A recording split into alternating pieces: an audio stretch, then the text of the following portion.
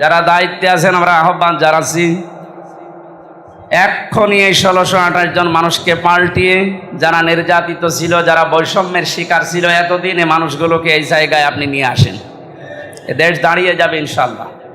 হ্যাঁ নবী, আপনাকেও আমি বললাম যে পৃথিবীতে আপনার দিন কায়েম করেন, ওয়ালা তাতাফাররাকু ফি, এই বিষয়ে কোনো মতপার্থক্য চলবে না। সুতরাং ফতোয়াবাজি অন্য কোনো জায়গায় করলে করবেন, মাসলা মাসাইল দেবেন, দিন কায়েম করা লাগবে, ইসলামকে নিয়ে আসা লাগবে চেয়ারে। এ বিষয়ে কোনো মতপার্থক্য আজকে থেকে আমাদের থাকবে না, আমরা করব না ইনশাল্লাহ।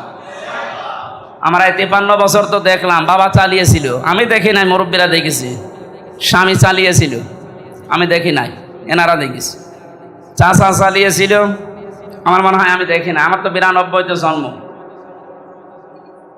বউ তো চালিয়েছে, আমি এসে সশস্ত্রকে দেখলাম। ভাবিও চালিয়েছিল, আমরা দেখেছি। এখন শুধু বাকি আছে কোরআন দিয়ে দেশ চললে কেমন দেখা যায়।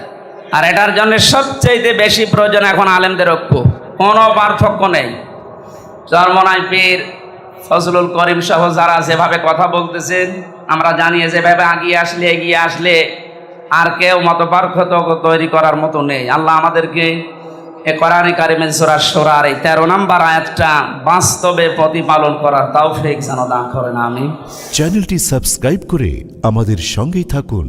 আমরা এই পর্যায়ে বক্তব্য শুনব সারা বাংলাদেশে আলোড়ন সৃষ্টিকারী বক্তা, দীর্ঘদিন কারা নির্যাতিত নিপীড়িত মানুষের হৃদয়ের মণিকোঠায় যিনি জায়গা করে নিয়েছেন, আল্লামা আমির হামজা, মুফতি আমির হামজা, যিনি বাংলাদেশ মাজলিসুল মুফাসসিরিনের কেন্দ্রীয় কমিটির সদস্য।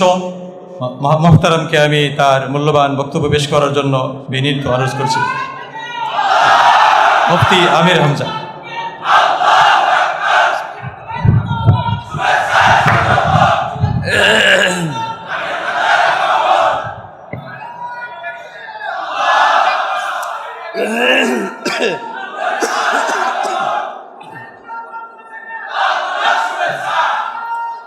আসসালামু আলাইকুম ওয়া রাহমাতুল্লাহি ওয়া বারাকাতুহু। আউযু বিল্লাহি মিনাশ শাইতানির রাজীম, বিসমিল্লাহির রহমানির রহিম। এবং আহতদের সুস্থতা কামনায় আজকের এই মহতী অনুষ্ঠানের শ্রদ্ধাভাজন সভাপতি, প্রধান অতিথি, বিশেষ অতিথি, সামনে বসা জাতির সূর্য সন্তান, সম্মানিত ওলামা ইকরাম, শুকরিয়া আদায় করছি আল্লাহ। আপনারা ব্যানারে লেখা দেখতে পাচ্ছেন, শহীদদের আত্মার মাগফিরাত কামনায় দিয়েছেন না। শব্দগুলো খুব দামি শব্দ। শহীদ এই শব্দটা যদিও যেখানে সেখানে আজ অনেকে লাগাচ্ছে, আমি ব্রাহ্মণবাড়িয়া থেকে আসার সময় দেখলাম ওখানে লেখা আছে একটা ব্যানারে, শহীদ ধীরেন্দ্রনাথ দত্ত। এই শব্দটা আমি হাসির জন্য বলি না, এত দামি শব্দ আপনি কোথায় লাগালেন? নাম দেখে বোঝা যাচ্ছে হয়তো সাদার টাকা ভাগাভাগি করতে যে মারা গেছে। এখানে যাদের নাম লেখা দেখতে পাচ্ছেন, শহীদ আবু সাইদ, শহীদ মুগ্ধ, শহীদ আবু রায়হান, শহীদ ইয়ামেন, এই যে নামগুলো বললাম, এই নাম দেখে বোঝা যাচ্ছে মানুষগুলো আল্লাহতে বিশ্বাসী। এই জন্যে শহীদ এনাদের আত্মার মাগফিরাত কামনায় আজকের এই আয়োজন যেহেতু, এবং আহত যারা, এরা আরেকজন তো নাই আছে। আমি অনেকগুলো মানুষকে কুষ্টিয়া সদরে, ঝিনাইদহ সদরে, যশোর সদরে, এই সমস্ত হাসপাতালগুলোতে দেখতে গিয়ে দেখেছি এরা বহু কষ্টে আছে, যাদের জন্য আজ মুক্তভাবে জীবনে কথা বলতে পারছি, মুক্ত জীবনে এসে মুখ দেখাতে পারছি। আমি এই ফরিদপুরে একটা বিয়ে খেতে এসেছিলাম, তাও আমাকে আসতে দেয়নি। অথচ এখন এই যে প্রায় 600-700 আলেম এক জায়গায়, কোথায় ছিলাম বলেন তো? আমরা কয়েকদিন আগে বাংলাদেশ জামাতে ইসলামী কুষ্টিয়া জেলা শাখার উদ্যোগে প্রায় 550 আলেমকে এক জায়গায় করেছিল বিভিন্ন ঘটনা। ওখানে বাস্তবতা যেটা দেখেছি, 3.5-4 ঘন্টা আমরা সবাই মিলে আলোচনা করেছি, কোনো সমস্যা হয়নি। অথচ আগস্টের 5 তারিখের আগে এই 550 না, 5.5 জন যে এক জায়গায় হয়তো মনে হয় 10টা মামলা হয়ে যেত। কোথায় ছিলাম আল্লাহ, কোথায় পাল্টিয়ে দিয়েছে। এজন্য যে মানুষগুলো জীবন পর্যন্ত দিয়ে গেলেন, যে 9টা দাবি ছিল তাদের সামনে, এই সমস্ত দাবিগুলোর সাথে আমরা একাত্মতা ঘোষণা করছি। সংস্কার যখন আরম্ভ হয়েছে, বড় ভাই কামরুল ইসলাম যা বলছিলেন যে সংস্কার যখন আরম্ভ হয়েছে, এ রাষ্ট্রপতি থেকে একেবারে এই 1628 জন যারা দায়িত্বে ছিল এই জালেমের সহযোগী হিসাবে সবগুলোকে সংস্কার করা লাগবে। আর এগুলো দেরি করা না, এক্ষুনি যারা দায়িত্বে আছেন আমরা আহ্বান জানাচ্ছি, এক্ষুনি এই 1628 জন মানুষকে পাল্টিয়ে, যারা নির্যাতিত ছিল, যারা বৈষম্যের শিকার ছিল এতদিন, এই মানুষগুলোকে এই জায়গায় আপনি নিয়ে আসেন। এ দেশ দাঁড়িয়ে যাবে ইনশাল্লাহ। যত টাকা পাচার হয়েছে, যত টাকা বিভিন্ন জায়গায় এখনো পর্যন্ত আছে, খুব তাড়াতাড়ি এ টাকাগুলো নিয়ে আসেন। যদি টাকা নিয়ে আসতে না পারেন, এদের ছেলে মেয়ে বউ যা আছে সব রাষ্ট্রের কাছে লাগান। মানে এইগুলো এখন আমাদের কাছে লাগিয়ে রাষ্ট্রের দেশকে দাঁড় করানো লাগবে। এই জন্য সংস্কার খুব তাড়াতাড়ি না করতে পারলে মাঝে মাঝে এই সমস্ত মানুষগুলো এই নতুন নতুন ইস্যু তৈরি করে এ দেশকে আবার বিশ্বের কাছে একটা ব্যর্থ রাষ্ট্রে পরিণত করার জন্য চেষ্টা চালাবে। কারণ এদের যে চরিত্র আমরা দেখেছি এই 15-16 বছরে, প্রথমে ওরা চেষ্টা চালিয়েছিল সংখ্যালঘু এই শব্দ দিয়ে। আমিরে জামাত ডক্টর শফিকুর রহমান উনি ঘোষণা দিয়েছেন অলরেডি, এদেশের সংখ্যালঘু সংখ্যাগুরু বলে কিছু নেই, সব এক। হয়তো ওরা পার্সেন্টেজ হিসাবে কম, তাতে কি হয়েছে? এদেশে জন্ম নিলেই সে এদেশের বৈধ নাগরিক। কে বলেছে আপনি সংখ্যালঘু? এ হালে যখন পানি নেয়নি তখন লাগিয়েছে বিচারপতিকে দিয়ে, এটাও যখন পানি নেয়নি তখন লাগিয়েছে যে আনসার। কিসের আনসার? পুলিশ ছাড়া যদি দেশ চলতে পারে, আনসার ছাড়া চলবে 1 আর 2, কোনো দরকার নেই বাহিনীর। আপনি 15 বছর কোথায় ছিলেন? কিচ্ছু বলেননি এতদিন। হঠাৎ করে আপনাকে কি গোড়া কেমড়ে কামড় দিচ্ছে? 42,000 শুনলাম আনসার নিয়োগ দিয়েছে এই কয় বছরে, আর 32,000 গোপালগঞ্জের। আমরা যে 63টা জেলা এখনো আছি, আমরা কি ঘাস কাটছি? সুতরাং এগুলো যে কি আমরা বুঝে ফেলেছি, জাতির লোক জানে। সুতরাং এদেরকে আপনি বিলুপ্ত ঘোষণা করে দিন, কোনো দরকার নেই। আগে বিভিন্ন অনুষ্ঠানে বলতাম, সামনে বসা মুসলমান ভাইরা, পর্দার আড়ালের মা ও বোনেরা, প্রশাসনের ভাইরা। এখন আর প্রশাসনের ভাইরা বলি না, কারণ ও ছাতা না থাকলেও আমাদের অনুষ্ঠানে আর সমস্যা।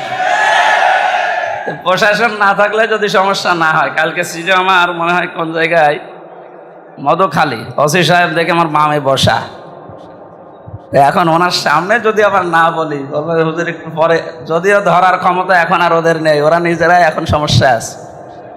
আমাকে যাওয়ার সময় বলছিল যে সমস্ত মানুষদের জন্য সমস্যায় আছে আপনি ওনাদের কথা বলেন, এরা আসলেও মানুষ না।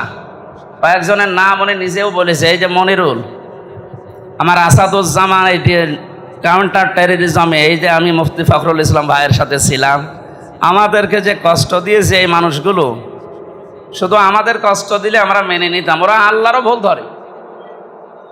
রিমান্ডে নিয়ে এমনিতে যে অপরাধের জন্য নিয়ে এসেছে, নয় অপরাধের প্রশ্ন করেন, ওইগুলোর কোনো কথা বলে না, শুধু আল্লাহর ভুল ধরে, রসুলের ভুল ধরে। তাহলে আমরা যদি কাউকে ভালোবাসি, মান আহাব্বা লিল্লাহি ওয়া আবগাদা লিল্লাহ, কাউকে ভালোবাসলে আমরা আল্লাহর জন্য বাসি, কাউকে ঘৃণা করলে আমরা আল্লাহর জন্য করি। সুতরাং জালেম ছাড়া যাদেরকে আমরা আসলে মন থেকে ঘৃণা করি, এটা আমার ব্যক্তিগত কোনো স্বার্থ না, আমি আল্লাহর জন্য ঘৃণা করি। যাদেরকে আমরা ঘৃণা করছি, মানুষগুলোর সব একটু পেছনে একটু নজর করে দেখলে দেখবেন আসলে এরা ঘৃণিত। এরা যে ঘৃণিত পাত্র তার এই বাস্তব প্রমাণ দেখতে পাচ্ছে এই যে কালামানিককে দিয়ে। মানে সেই নিচের কথা বলতে নেই, ওর লজ্জাস্থানও উড়ে গেছে। পৃথিবীর ইতিহাসে এত অপমান আমার মনে হয় কেউ হয়েছে বলে আমি শুনিনি। আমার তো আল্লাহর কাছে শুকরিয়া যে এই 15.5 বছরে এদেশের মুসলমানেরা যত অত্যাচার নির্যাতনের শিকার হয়েছে, আর যদি আল্লাহ কিছু নাও করে, কালামানিক রে আল্লাহ যা করেছে আলহামদুলিল্লাহ, এর চাইতে আর শুকরিয়া বা খুশি হওয়ার আমার আর কিছু নেই জীবনে। আমি বহু খুশি হয়েছি এই লোকটাকে। দ্বিতীয় নম্বরে আমি আনন্দ পেয়েছি, যদিও আনন্দ পাওয়া ঠিক না, আমার এই কুষ্টিয়ার এই যার জন্য পরিচয় দিতে পারতাম না, এই ইনু, এই যেদিন লাথি খেয়েছে একটা না ওরা 10টা লাথি দেওয়া দরকার। এই 3-4 দিন আগে আমার মামলা সবগুলো মিটে গেছে। আদালত আমি দেখলাম আমার সামনে, আদালত ওগুলো দেখার পরে বলছে এ মামলা কি দিয়ে বিচার করব, এর ভেতরে তো কোনো মাল নেই। আমি যে কি লিখবো, কি দিয়ে লিখবো, এ ফেলে দিল। তার মানে যে কয়জন ছিলাম সবগুলোকে একেবারে বেকুসুর খালাস দিয়েছে। আমি মনে করলাম জিজ্ঞাসা করি মাননীয় আদালত, আমি যে 3টা বছর জেলে কাটালাম, এখন আপনি প্রমাণ করলেন যে আমার কোনো দোষ নেই। আমার মোবাইল থেকে শুরু করে আমার গ্রামের বাড়ি পর্যন্ত 3.5 বছর তন্ন তন্ন করে দেখেছেন, যে মামলা দিয়েছেন ওর সাথে কোনো সম্পর্ক আমার নেই। আমি নির্দোষ, বিনা কারণে একটা নির্দোষ মানুষকে যে কষ্ট দিল, আমার মামলার আয়ু থেকে শুরু করে উপরের নির্দেশে নাকি এই মামলা জামিন হতো না। যারা এর সাথে জড়িত আমরা প্রত্যেককে এইভাবে শাস্তিতে দেখতে চাই। শুধু আমি একা না, সারা বাংলাদেশে প্রায় 1 লাখের ওপরে মানুষ এখনো জেল খাটে। এর ভেতরে আমার মনে হয় 35-40 হাজার মানুষ কিচ্ছু জানে না। আমি তো কাশেমপুরে ছিলাম, এখানেও তো মাঝে মাঝে দেখতাম অনেকে কিছুই জানে না। এই মানুষগুলো হয়তো 2 বছর, 5 বছর, 7 বছর, 10 বছর পরে বের হবে, এদেরও বেকুসুর খালাস দেওয়া হবে কোনো অপরাধ না পেয়ে। 10টা বছর লস করলেন আপনি, নষ্ট করে দিলেন। যারা এর সাথে জড়িত এরকম প্রত্যেককে এইভাবেই শাস্তি দেওয়া দরকার। এই দেশে থেকে যে মানুষগুলো এখনো আশার সঞ্চার পাচ্ছেন যে আপা আপনি ঘাবড়াবেন না, আপনি ঘাবড়ালে আমরা নরম হয়ে যাই। আপনি মানুষ কি করেছে আপনি জানেন না? বাংলাদেশের 18 কোটি মানুষ যদি মাফ করে দেয় এই জালেমদের, ব্যারিস্টার আরমানের বউ জীবনও মাফ করবে না। আমান আজমির ঘোষণা শোনেননি? জীবনও মাফ করবে না। এটা যেহেতু হকুল্লাহ আপনি নষ্ট করেননি, হকুল ইবাদ নষ্ট করেছেন, সুতরাং যার কাছে যে অপরাধ করেছেন ওনার কাছে মাফ চান, তারপরে আপনি তওবা করেন। আর আমার যতটুকু আমার বাস্তবতায় দেখছি, আমার ছোট মেয়েটা আজ পর্যন্ত আমার জেনেন আমার কাছে আসে না। আমার কোন অপরাধে ক্ষতি করে দিলেন? যত মানুষকে এভাবে ক্ষতি করেছেন আপনি, হকুল্লাহ নষ্ট না করে হকুল ইবাদ নষ্ট করার কারণে আপনার দুনিয়াও শেষ হয়ে গেছে, আপনার আখিরাত তো শেষই। কারণ জালেমদের বিরুদ্ধে আল্লাহ নিজে মামলা দেবে, আল্লাহ নিজে মামলা দায়ের করব জালেমদের বিরুদ্ধে, যারা মানুষের উপরে জুলুম করে। ওয়ায়াবগুনা ফিল আরদি বিগাইরিল হক, অন্যায়ভাবে দুনিয়াতে যারা বিদ্রোহ তৈরি করে এদের বিরুদ্ধে আল্লাহর মামলা। এই সংখ্যালঘু দিয়ে, প্রধান বিচারপতিকে দিয়ে, আনসারদেরকে দিয়ে, ডাক্তারকে দিয়ে, এখন আবার শ্রমিকদেরকে লাগাবে শুনছি। আমার মনে হয় ওদের যা চরিত্র, ওরা এই গোয়ালন্দ ঘাটের বেশ্যাদেরকেও নামাতে পারে। যেন ছাত্র জনতা সতর্ক আছে, বাংলাদেশের জনগণ আমাদের আরো সতর্ক থাকা লাগবে। আর কিছুদিন যাক, আজকে রাতের ঘটনা, অনেক নেতা ছোটখাটো যারা, এরা যেহেতু আর কিছু পাচ্ছে না, ওরা বলছে আমরা এ দলে আর নেই, এ দল আমরা পাল্টে দলে পালে পালে তারা ইসলামে প্রবেশ করছে। এই দৃশ্য এখন সামনে আমার মনে হয় আসতেছে।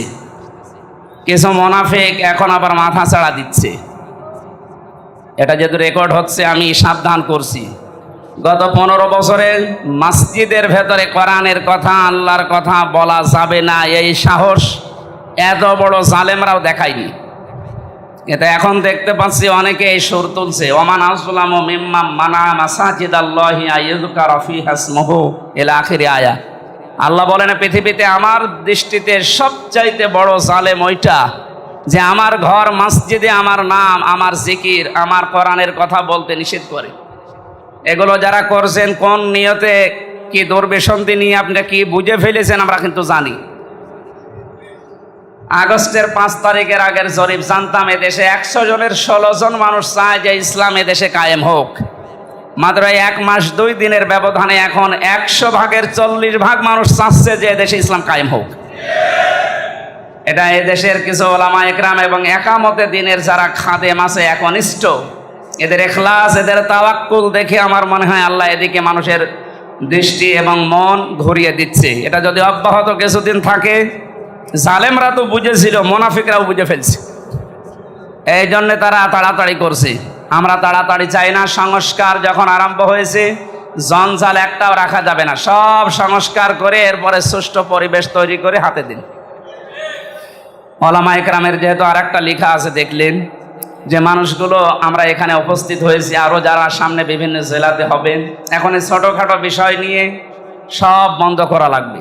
আমাদের একটাই টার্গেট থাকবে, এই বাংলাদেশে 56,000 বর্গ মাইলে কোরআনে কারিম দিয়ে চললে কেমন দেখা যায়, এই দৃশ্য দেখে তারপরে মারা যাবে। শরীয়তের ধরন ছিল হয়তো আলাদা, বিভিন্ন মাসলা মাসাইল নিয়ে শরীয়তের বিধান নিয়ে মতপার্থক্য ছিল, কিন্তু কোন নবীকে আল্লাহ এই কথা বলেননি যে দিন কায়েম করা লাগবে না। হে নবী, আপনাকেও আমি বললাম যে পৃথিবীতে আপনার দিন কায়েম করেন, ওয়ালা তাতাফাররাকু ফি, এই বিষয়ে কোনো মতপার্থক্য চলবে না। সুতরাং ফতোয়াবাজি অন্য কোনো জায়গায় করলে করবেন, মাসলা মাসাইল দেবেন, দিন কায়েম করা লাগবে, ইসলামকে নিয়ে আসা লাগবে চেয়ারে, এ বিষয়ে কোনো মতপার্থক্য আজকে থেকে আমাদের থাকবে না, আমরা করব না ইনশাআল্লাহ। আমরা এই 53 বছর তো দেখলাম, বাবা চালিয়েছিল, আমি দেখি নাই, মুরব্বীরা দেখেছি, স্বামী চালিয়েছিল, আমি দেখি নাই, এনারা দেখেছি, চাচা চালিয়েছিল, আমার মনে হয় আমি দেখি না, আমার তো 92-তে জন্ম, বউ তো চালিয়েছে, আমি এসে সশস্ত্রকে দেখলাম, ভাবিও চালিয়েছিল, আমরা দেখেছি। এখন শুধু বাকি আছে কোরআন দিয়ে দেশ চললে কেমন দেখা যায়। আর এটার জন্য সবচেয়ে বেশি প্রয়োজন এখন আলেমদের ঐক্য, কোনো পার্থক্য নেই। চরমনাই পীর ফজলুল করিম সহ যারা যেভাবে কথা বলতেছেন, আমরা জানি যেভাবে এগিয়ে আসলে আর কেউ মতপার্থক্য তৈরি করার মতো নেই। আল্লাহ আমাদেরকে এ কোরআনে কারিমের সূরা শূরার এই 13 নম্বর আয়াতটা বাস্তবে প্রতিপালন করার তৌফিক যেন দান করেন। আমি তো এমনিতে অসুস্থ, বের হওয়ার পর থেকে বহু চিকিৎসা করাচ্ছি, এখনো স্বাভাবিক অবস্থায় ফিরতে পারি নাই। বড় বড় মেহমানরা এসেছে আমাদের সামনে, তাদের জন্য দোয়া করি, আপনাদের জন্য দোয়া করি, আমার জন্য দোয়া চেয়ে শেষ করছি। আমিন। বারাকাল্লাহু লানা ওয়া লাকুম ফিল কোরআনিল আযীম। আসসালামু আলাইকুম।